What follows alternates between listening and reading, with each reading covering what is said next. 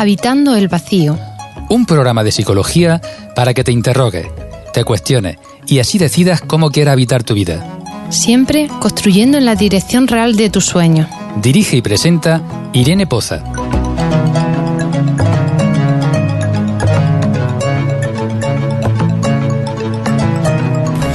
Bueno, pues este programa de hoy he grabado porque estoy aprovechando mi estancia aquí en Lima, en el Congreso Nacional e Internacional, y tengo para este programa, estoy acompañada de Alejandro Stamberger, y se ríen de mí, es que se ríe aquí la gente de mi acento andaluz, que lo sepáis, y Hugo Almada, así que dos gestaltistas muy conocidos.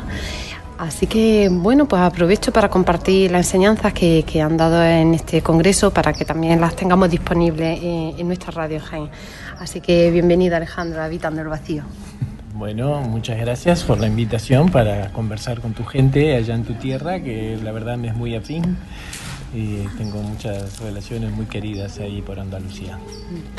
Bueno, os cuento que para mí, Alejandro, ha sido una sorpresa. Trae como tema este congreso la espiritualidad y, bueno, para mí escucharlo está siendo otra forma de conocer la espiritualidad, que igual en Europa está siendo un tema muy común, pero que yo lo escucho desde un lado más comercial, y para mí escuchar a Alejandro,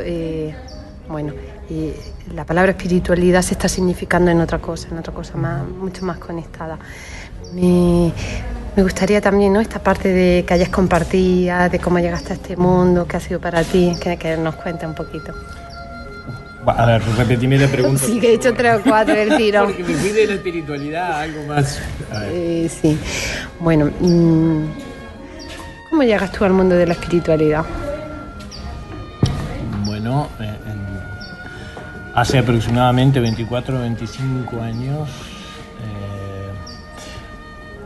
En mi país, las culturas nativas americanas... Aprovecho para decir el país que es de Uruguay, soy de Uruguay.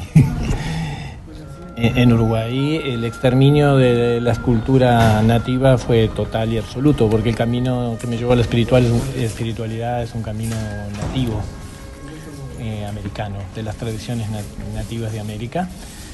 Y por una serie de causalidades, en mi caso particular, una pareja de pacientes de terapia habían hecho un viaje por América, y en Bolivia se daba justo un encuentro de diferentes tradiciones nativas de América, y ahí participaron de algunas rituales y ceremonias que les llamaron muchísimo la atención. Y entonces, cuando volvieron a Uruguay, estaban ligadas al centro gestáltico, ¿no?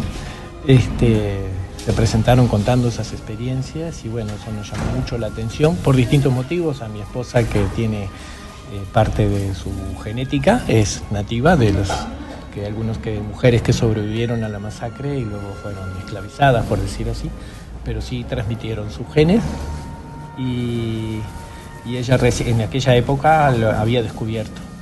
Entonces estaba muy interesada en profundizar en sus raíces y lo vio como una oportunidad de encontrarse nuevamente con las raíces de esa identidad, porque la cosmovisión nativa desde Alaska a Tierra del Fuego es muy similar, y se puede resumir como que en esta parte del universo hay un padre, que es el Sol, y una madre, que es la Tierra, y por lo tanto todo lo que existe sobre la superficie de la Tierra es una relación de familia, porque todos somos hijos del mismo padre y la misma madre.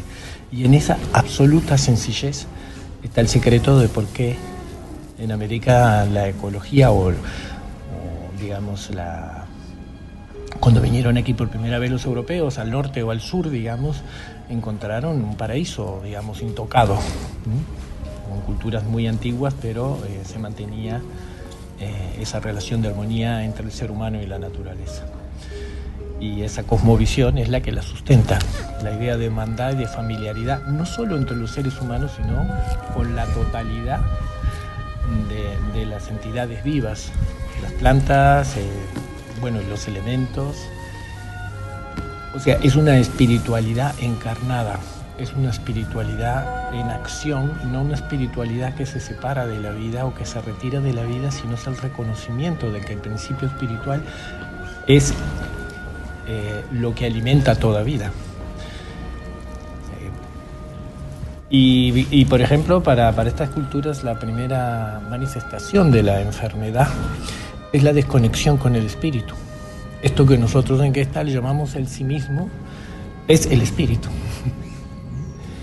Y cuando se produce esa desconexión o se produce una alienación, luego en Gestalt la vemos como los introyectos o las distintas cosas que nos separan de nosotros mismos, empieza la enfermedad a manifestarse en lo psíquico y en lo emocional y finalmente en el cuerpo, que es la parte más, por decir así, más gruesa de la manifestación del espíritu. Volviendo un poquito para atrás, para mí lo que me fascinaba en ese momento era lo que había conectado de nuevo. La búsqueda espiritual no era nueva para mí, siempre estuve buscando el sentido, no el significado de la existencia, sino de qué se trata. Y a través de la lectura de Castaneda había encontrado, bueno, en América hay un reservorio de conocimiento muy profundo, tan profundo o tan importante como el que podemos proyectar en Oriente, en la India, en Japón, en la China, y solo hay que descubrirlo. Y de pronto vino a mi casa a golpearme la puerta. La llamada. Y a decirme, a ver, si quieres continuar con esto, y entonces nos embarcamos en un proyecto de apoyar la venida de los indígenas, en este caso del norte, de México y de Estados Unidos, a que nos volvieran a enseñar. Y ahí fuimos aprendiendo que más allá de las diferencias culturales, de las diferentes culturas en toda América nativa, hay cierta forma absolutamente similar. Por ejemplo, el uso de la pipa, la forma de rezar, los instrumentos sagrados, la relación con el fuego, con la naturaleza, está en todas las tradiciones. Y eso nos ayudó muchísimo a recuperar el contacto y la conexión con las tradiciones que aparentemente habían desaparecido de nuestro país. Luego aprendimos que en realidad no desapareció, que estaba oculta en lo obvio, es decir, en los montes, en lo que aún sobrevive, que por suerte en Uruguay sobrevive mucho, de la naturaleza virgen, y allí fuimos encontrando de vuelta el espíritu de nuestros ancestros. Y aunque esto parezca un poco raro, a partir de esa reconexión empezamos a recuperar la tradición más antigua de nuestra tierra, que en este caso en particular era la milenaria forma de relación amorosa que mantenían las tribus que vivían en lo que se llama hoy el territorio de Uruguay, ¿no? Que era un poco más extenso, pero no era un país como lo tenemos clasificado ahora, con fronteras y separaciones, sino que era un mundo de relaciones entre diferentes naciones que vivieron en paz durante muchísimo tiempo, centrados en la idea de que el templo no está afuera, sino que está en el corazón de cada uno, y reconocido como tal, y como están todos, se respeta y se honra la vida y la manifestación del espíritu en todas las personas y en todas las entidades, ¿no? Cosa que tiene mucho que ver con los mensajes espirituales de toda la tierra, para empezar por Cristo, que dijo el templo, el reino de los cielos está dentro de vosotros, ¿no? O sea que no lo busquéis afuera, y que también se oponía al templo, ¿no? A la consolidación del templo. Sí, la lectura que hacemos las cosas. Yo tenía un gran maestro en España, Pedro de Caso, que tiene formación jesuita, y siempre dice una frase, ¿no? Siempre decía, la Biblia es el libro más esotérico que existe, ¿no? Lo que pasa es que hacemos como una lectura, lo digo porque ahora que tanta compra de libros espirituales y tal, pero bueno, hacemos una lectura sin sentido a veces. Exacto. Sí, de hecho para mí la imagen más clara es Jesús rezando en el Monte de los Olivos la noche previa a todo el desenlace de su vida, y está hablando con su padre, mirando para arriba. En la noche no hay templo, no hay mediadores, ¿no? Es una relación directa. Y esto es lo que fui aprendiendo, ¿no? Decodificando también muchas cosas a la integración que podríamos decir de Occidente, a comprender que en definitiva, la diferencia entre un camino espiritual y una religión es que el camino espiritual es un camino de experiencias, no de creencias. No tiene un dogma, lo que pretende es que tú logres la revelación espiritual dentro de ti y luego seas libre. Claro, Alejandro, porque hay mucha crisis con este tema, ¿no? Antes veníamos como de una tradición donde había también un introyecto, se seguía como, bueno, pues la tradición culturas cristianas, en mi caso, ¿no? En España, y ahora, bueno, pues con toda esta salida, estas cosas como que se han reformulado y uno se queda ahí, se queda como en un vacío, y por eso me imagino también, ¿no? que hay tanta búsqueda de lo espiritual sin que esté contaminado a veces de introyectos. Y el principal introyecto ahí es confundir la espiritualidad con la religión, por eso hacía esta separación. Y si uno mira y piensa profundamente en esto, ve con claridad que todos los fundadores supuestos fundadores, porque en realidad no tenían esa intención de una religión, simplemente fueron personas como el Buda, como Cristo, que se retiraron y ayunaron, uno en el desierto, el otro abajo de un árbol, y luego el fundador del Reiki, lo pongo como ejemplo, aunque no es una religión, es una práctica de sanación, también se retiró en una montaña 21 días a ayunar. O sea, hay una tecnología de lo sagrado que puede ser sutilmente diferente, pero todas tienen como un mismo recurso, que es el retiro, la desconexión por un momento de todo el entramado que te distrae hacia afuera, ¿no? En la sociedad como está estipulada ahora, se retiran, ayunan y meditan, se purifican y meditan, y luego en un tiempo hay una revelación. Luego vuelven a su cultura y cuentan lo que aprendieron. Y la cultura hace lo que puede con eso. Sí. La reformula y la resignifica según el entendimiento. Nosotros tenemos que aceptar que los evangelios que se promulgan no fueron escritos por personas que no conocieron a Cristo. Se escribieron 50 o 70 años después de su muerte.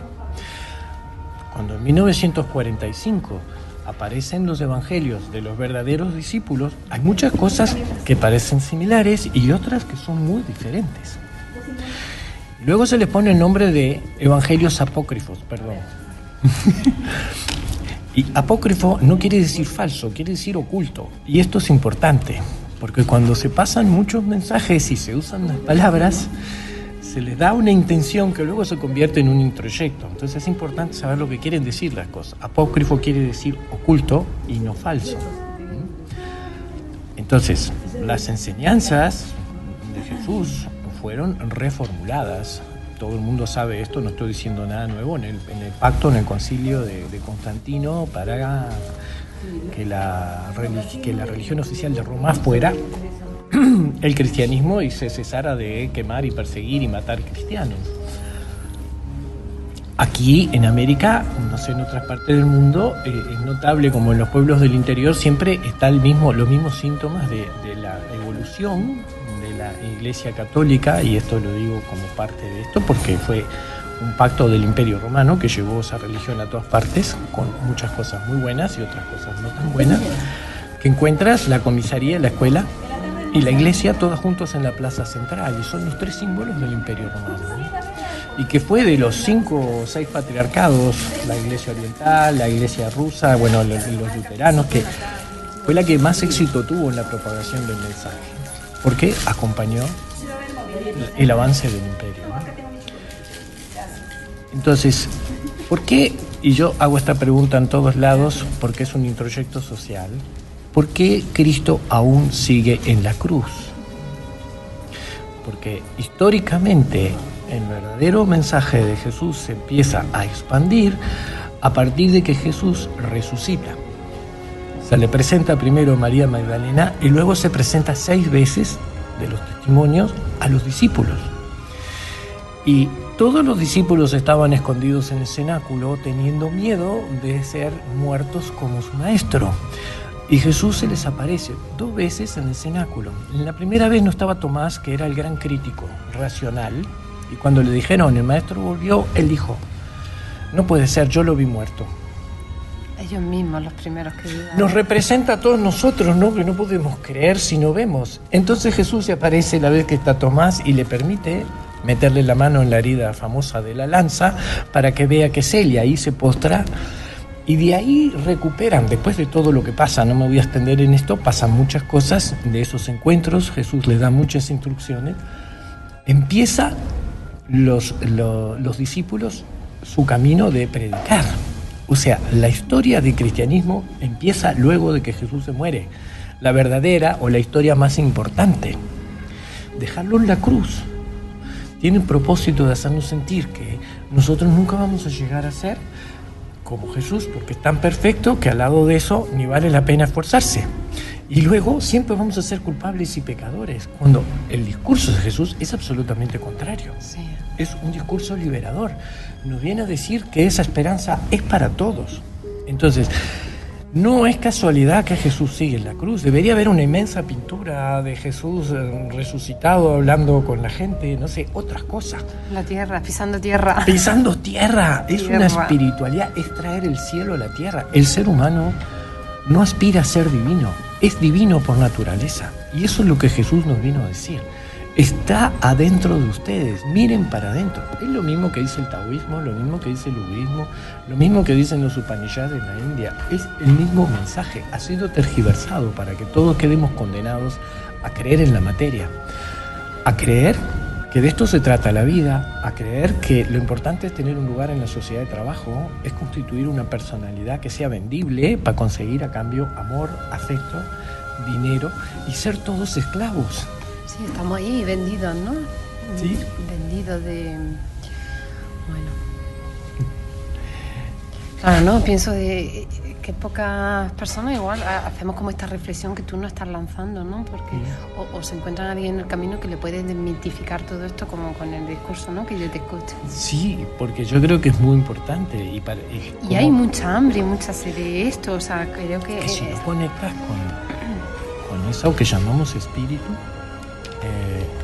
tu vida no tiene sentido, sí, es un vacío. Con muchas posesiones materiales, con esa búsqueda del cargo, de tal, ¿no? Pero sin nosotros mismos, ¿no? Sin acompañados por nosotros mismos. Claro, porque esa herida fundamental que todos tenemos de desamparo, de baja autoestima, el nombre que le pongamos según, digamos, la aproximación terapéutica, nos ha separado de ese sí mismo, de lo que realmente somos.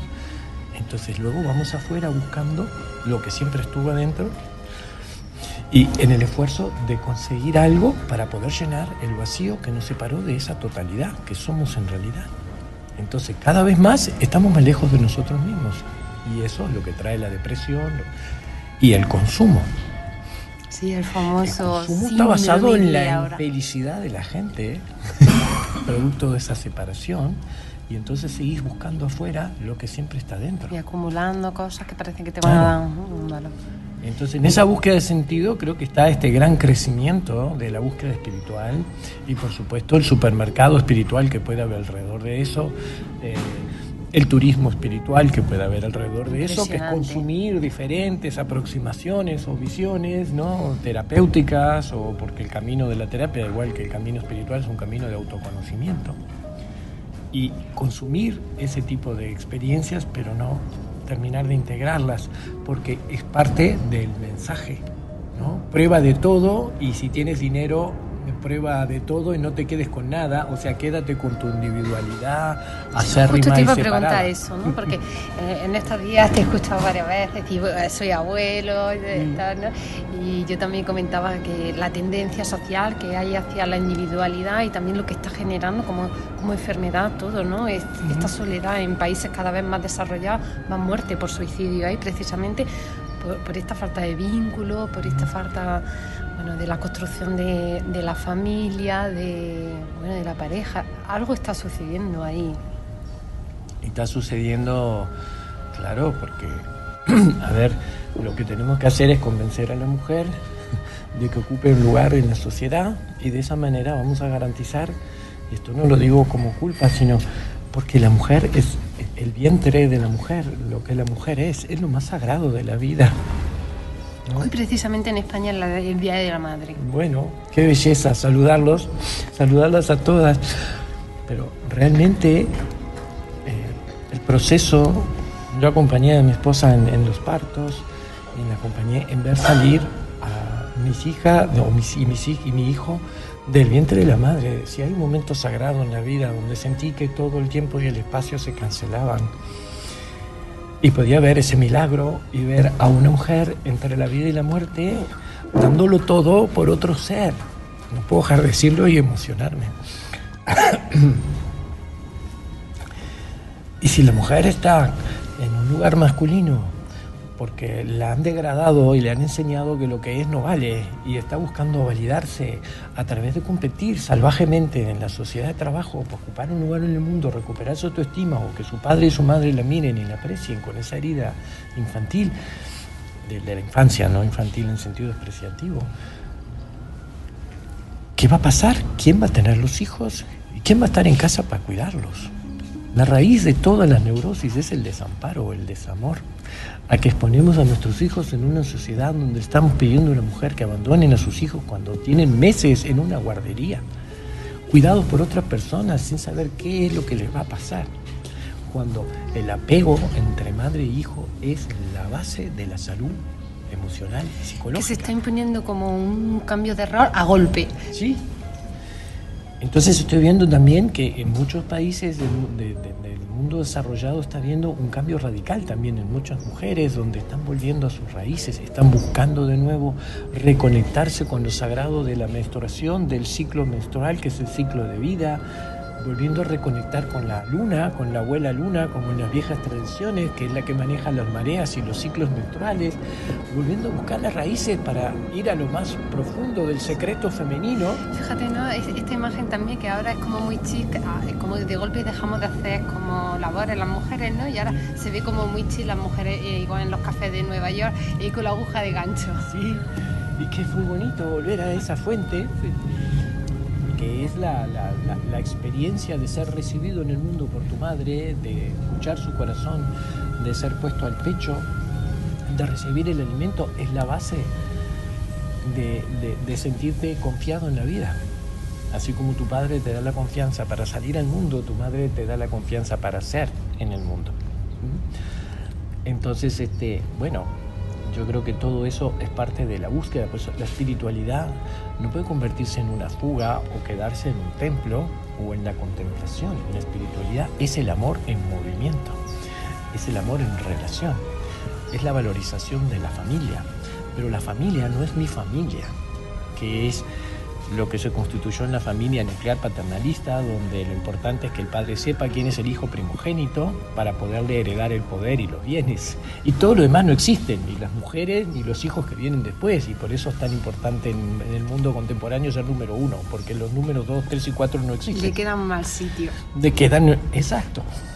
Entonces, esa familia nuclear paternalista es una familia de contrato para poder heredar los bienes y continuar con el linaje del poder, y los pueblos que viven en función del amor viven en círculo. Todos son reconocidos y a nadie se le pide que sea diferente de lo que es para ser incluido en el círculo. A todos se le da la bienvenida, a nadie tiene que constituirse en alguien. Ganarse un sitio, ¿no? ¿Sí? Tienen su sitio. Tienen su sitio, entonces no tiene que producirse esa separación entre el ego y el ser, entre la personalidad y el verdadero sí mismo. Y entonces el amor no es un discurso, nadie se siente solo o excluido del círculo. Se crece en integridad. Y eso es recuperar el orden del amor. Por eso los abuelos que apoyan a los padres, para que no estén solos cuidando a sus hijos y para que los puedan realmente, el amor no sea un discurso, sino una experiencia en la que todos se sienten vistos y reconocidos. Esa era la verdadera familia humana. Y la familia humana, para mí, es toda la humanidad.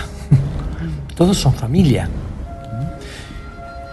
Y eso es lo que creo, ¿no? Lo que estoy convencido de que está atrás de la búsqueda espiritual. Una espiritualidad concreta en la vida cotidiana. La expresión natural del ser, que es el amor, la compasión, que está en todos nosotros, es la espiritualidad que yo practico. Y la espiritualidad con la que me encontré, bueno, en el camino indígena hay una tecnología de lo sagrado específica en el cual pues, se usan también los retiros, los ayunos en la naturaleza, en soledad, y también las llamadas plantas de poder, que permiten en una experiencia de pronto acumular un tiempo muy importante de terapia, de autoconocimiento. No te ahorran el camino y el trabajo personal, pero te ayudan a comprender más profundamente quién eres y entonces a reorientar tu vida en esa búsqueda y hacer los cambios que hay que hacer en tu vida cotidiana para poder permanecer en el amor y en esa conexión. Entonces ahí empieza la transformación en el mundo de mucha gente que se está reuniendo en todas partes del mundo para comprar un pedazo de tierra, para empezar a vivir de otra manera, para plantar su propio alimento, es decir, para restablecer un cambio de conciencia, pero tiene que partir de un reconocimiento de lo que el ser humano es en verdad, como milagro de la creación y como lo único que puede sustentar o volver a vivir en un paraíso. Porque como es adentro es afuera, si estoy bien adentro voy a crear belleza afuera. Y Alejandra ya me contaba que tenía unos libros que podemos buscar en Amazon, me decía. Recuérdame un poco los títulos y que nos podemos llevar de ahí. Bueno, yo publiqué 3 libros de Gestalt. El primero es Gestalt Zen y la inversión de la caída.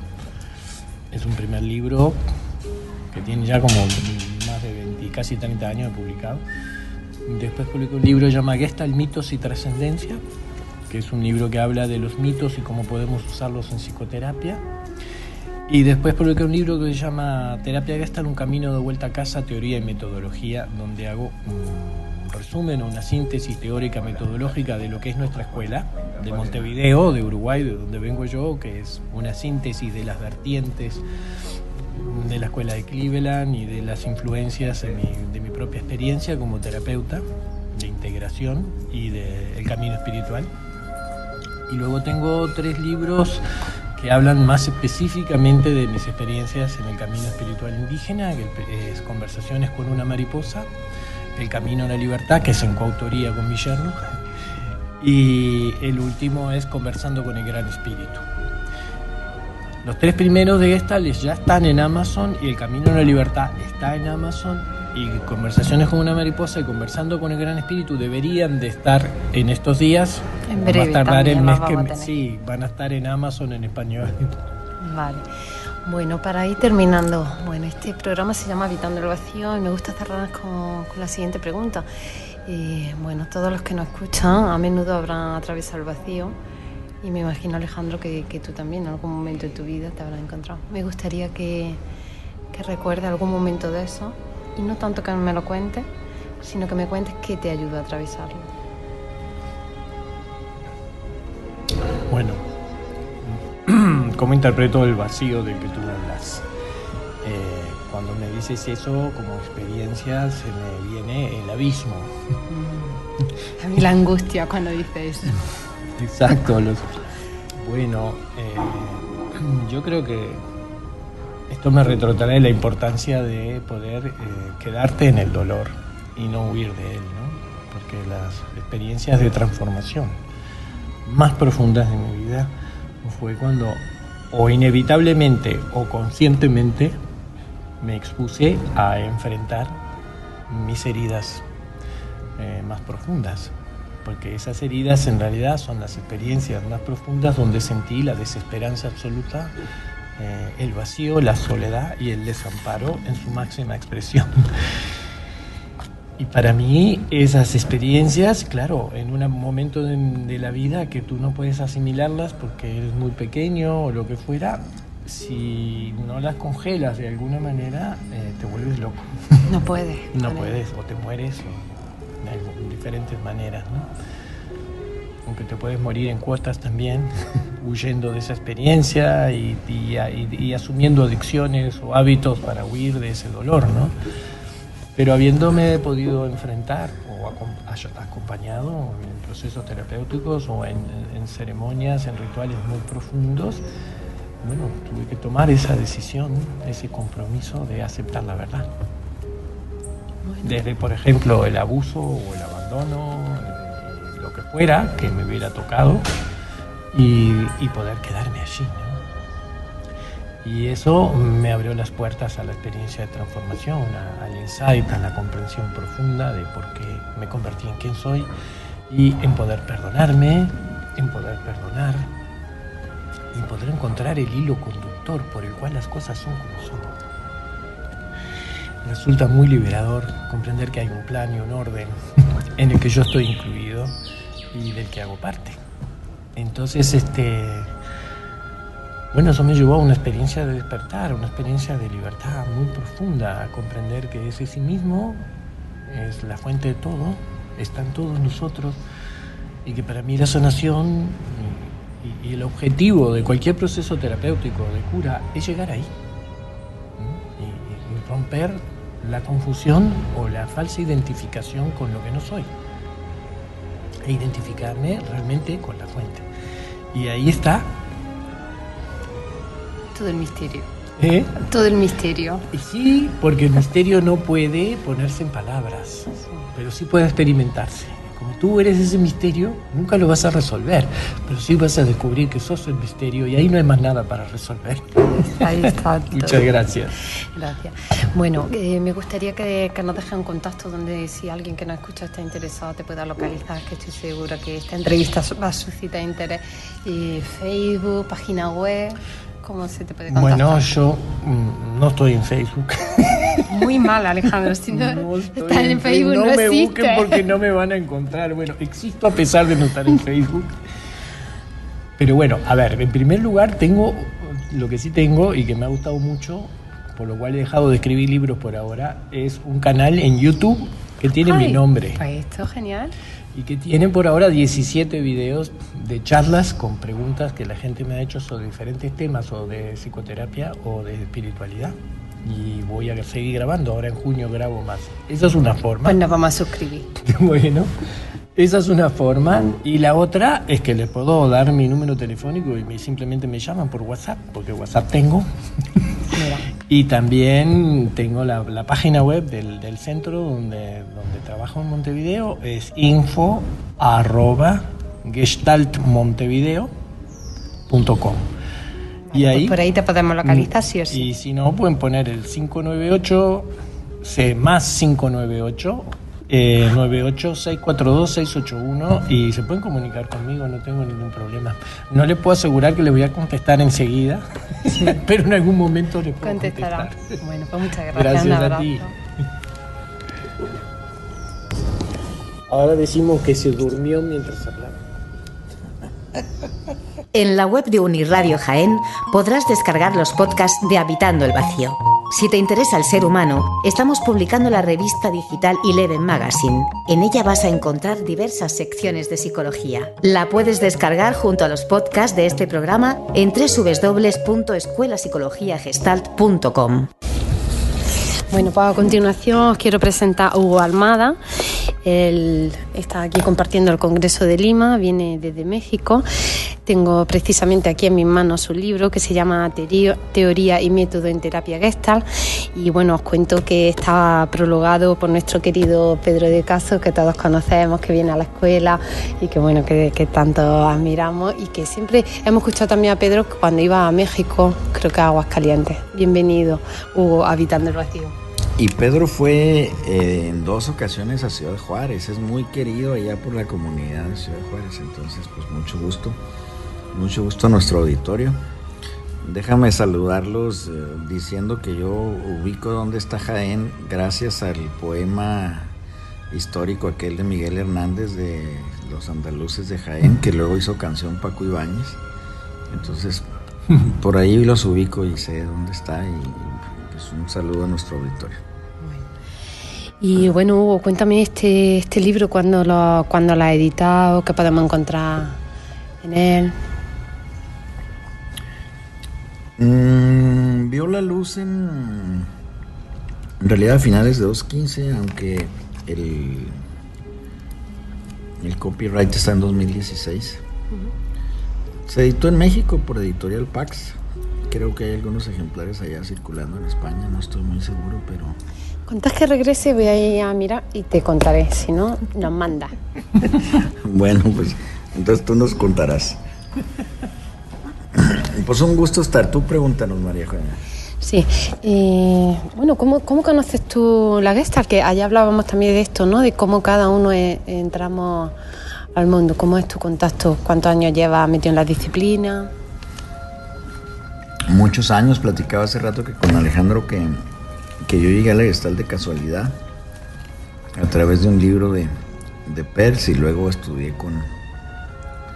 en las escuelas de los institutos de la costa este más bien. Entonces fui un híbrido y he estado buscando mucho. Para mí ha sido un camino de búsqueda de conocimiento, de clarificación y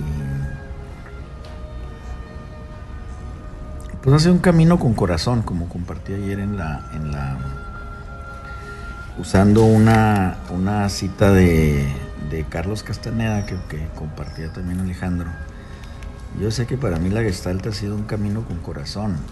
Hay una cita de Castaneda que dice que todos los caminos son iguales porque, bueno, primero antes que cada cosa es un camino y hay 1,000,000 de caminos. Y todos los caminos son iguales porque no llevan a ninguna parte.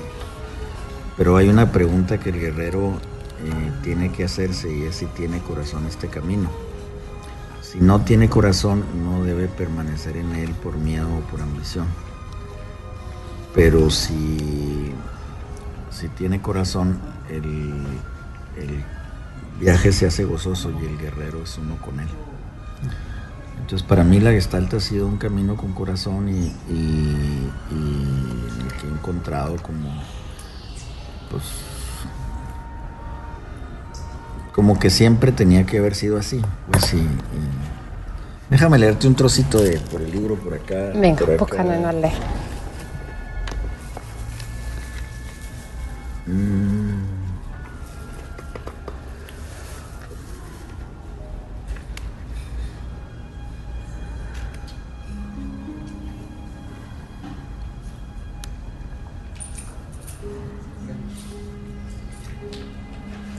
Bueno, mientras le cuento a nuestros oyentes que os recuerdo que estamos en el segundo Congreso Nacional e Internacional de Perú, organizado por Alberto Sánchez, y tenemos el gusto de estar invitados.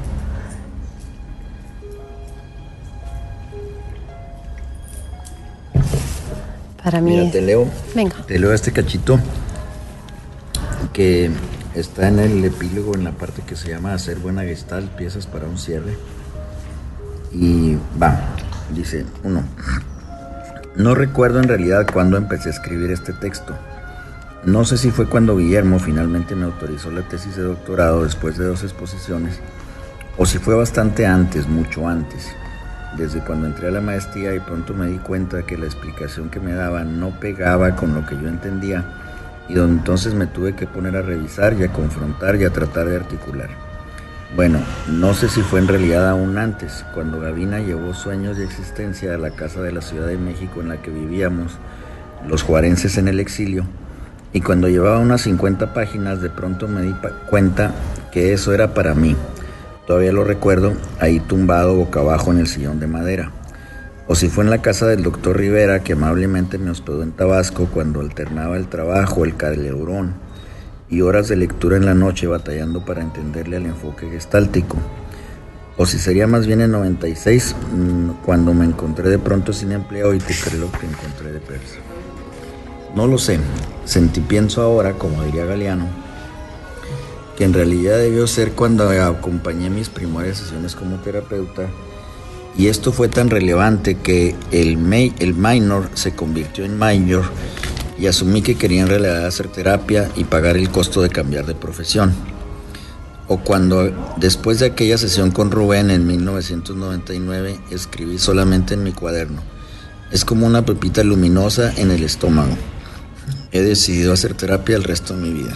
Madre mía, hubo curiosidad, si se puede contar, ¿qué te dedicaba antes? Yo me dediqué siempre a las ciencias sociales. Trabajé en las ciencias sociales y en la política, pues trabajaba por la democracia, por los derechos humanos y... Bueno, termina. No sé cuándo empezó en realidad. Lo que sí sé es que esta es una gestalt que ha permanecido conmigo durante mucho tiempo, como si siempre hubiera estado ahí, que se alimentó con todas las reflexiones para la tesis de maestría, incluso las que Pablo dejó afuera, y luego con los distintos módulos de aprendizajes del doctorado, porque ya sabía lo que iba a escribir, que de manera particular se nutrió, creció y se pulió con las preguntas y los cuestionamientos de mis alumnos, en la maestría y especialmente en la supervisión y el acompañamiento terapéutico puntual y paciente de más de 20 tesis y trabajos recepcionales de maestría. No sé cuándo empezó, lo que sí sé es que es como si fuera la Gestalt de mi vida, como si siempre hubiera estado ahí. Hace unas semanas, luego de un ejercicio de meditación, tuve, junto a una gran sensación de libertad, el insight de que en realidad estaba listo para irme. Mi sentipensamiento era que yo ya cumplí. Sea lo que sea, tengo ahora unos 80 o 100 egresados que mal que bien están haciendo algo por ser más ellos mismos, por sus semejantes y por su pedazo de mundo. No sé a qué haya venido yo, pero sé que ya cumplí con mi cuota de servicio y de compromiso. Quien ha conocido el Tao por la mañana puede irse tranquilo por la tarde y yo ya estoy listo para irme en paz. O algo así. Lo único que me faltaba, sin embargo, mi única situación inconclusa, relevante, existencial, era terminar este pinche libro. Bueno, qué bonita frase. Ayer de rato de la tertulia que compartimos, me llamó la atención de tu intervención cuando refería a la violencia, ¿no? La violencia que había en México y bueno, me imaginaba lo que será trabajar con eso, ¿no? Porque es cierto, ¿no? Que bueno, en multitud de escenas cuando nos ponemos al trabajo terapéutico sale eso y yo recuerdo al inicio, ¿no? Qué susto. ¿Cómo contener eso, no? ¿Cómo es tu experiencia? En Juárez tuvimos una experiencia terrible. Fueron 5 años, 2008, 9, 10, 11 y 12. Bueno, los 3 primeros, Juárez fue la ciudad más violenta del mundo, medida en cantidad de homicidios por cada 100,000 habitantes. Y creo que en la maestría hicimos la tarea, o sea, mal que bien hubo que entrarle a procesos de acompañamiento de personas víctimas de secuestro, de extorsión, que tenían familiares asesinados por muerte violenta, y también a mujeres víctimas de violencia. Acompañamos procesos con hombres generadores de violencia. Y la maestría fue como una especie de remanso, como un lugar donde volver a nutrirse para seguir creciendo, para seguir acompañando, para seguir trabajando. Y creo que esto dejó una riqueza muy grande. Mi segundo librito, que está por salir ahora, es un proceso en el que se llama Terapia Gestal con mujeres víctimas de violencia, en el que narramos dos procesos de terapia con mujeres víctimas de violencia, de terapia gestal de grupo. Con mujeres víctimas de violencia narramos, reconstruimos los procesos, los acompañamos, hacemos también el análisis de los resultados. Creo que es un libro bonito con todo lo que implica, con lo que es esto, que muestra la potencia y la efectividad de terapia gestal para trabajar con este tipo de procesos. Fíjate, me dice esto de las mujeres y es cierto, ¿no? Que España, Europa, pareciese que ya la violencia, bueno, no se habla. Y a mí me sigue impresionando, ¿no? Los casos, por ejemplo, en España, no puedo citar exactamente como el número, pero bueno, en el Día de la Mujer se decían los casos de muerte por violencia, ¿no? De género en mujeres y la verdad que cuando lo escucho no deja de sorprenderme que siga pasando esto, ¿no? En pleno 2018 en una ciudad como puede ser España. Y bueno, aterrado, es como ¿qué está sirviendo, ¿no? A estas mujeres, por ejemplo, de México, que le ayuda como a salir de eso, por si cogemos ahí alguna pista. Yo creo que, bueno, te digo, el primer trabajo que nosotros reseñamos se llama Empoderamiento y Autoamor con mujeres víctimas de violencia. Y creo que el título... Esto, permíteme que te interrumpa, ¿lo hacéis en la universidad? ¿Estoy entendiendo? Sí, yo diseñé y coordiné 8 años la maestría en Psicoterapia Humanista y Educación para la Paz, o sea, en Terapia Gestal de la Universidad Autónoma de Ciudad Juárez. Se llama Psicoterapia Humanista y Educación para la Paz porque integramos, además de la formación en terapia gestal, integramos también formación, además de como terapeutas, como mediadores. Es decir, la gente aprendía también a hacer mediación y a resolver conflictos de manera pacífica o no violenta. O sea, también la maestría nuestra tenía un minor así se dice mucho en Estados Unidos. El major es como la formación principal y el minor como la troncal, la segunda rama en importancia. Tenía un minor en educación para la paz y resolución no violenta de conflictos, ¿verdad? Que tiene una formación valoral inspirada en Gandhi, en la no violencia, en los derechos humanos, y las herramientas prácticas son mediación para que la gente sale capacitada también como mediadora para hacer mediación y resolver conflictos de manera pacífica.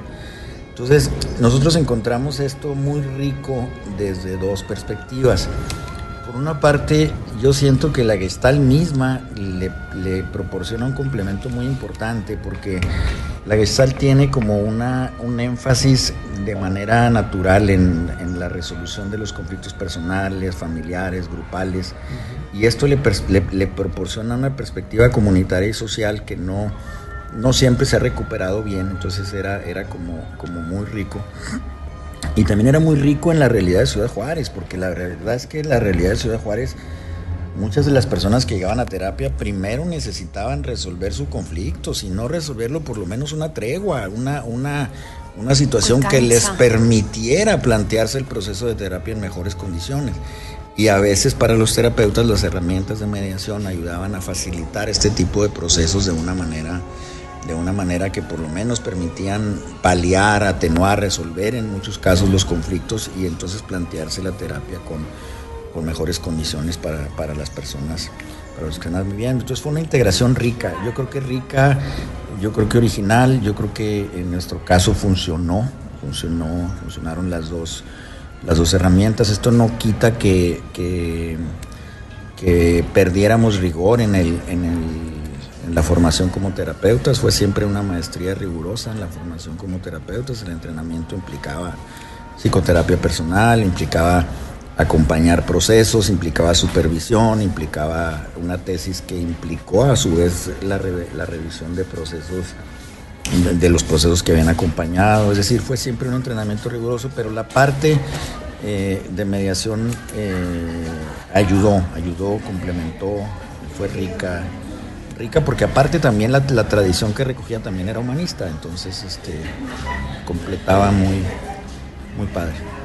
Bueno, qué mérito, ¿no? Implementar esta disciplina en un problema que parece ser que es tan grande en la ciudad de México. Yo tengo, como leí hace ratito, una satisfacción grande con eso, independientemente de cualquier cosa.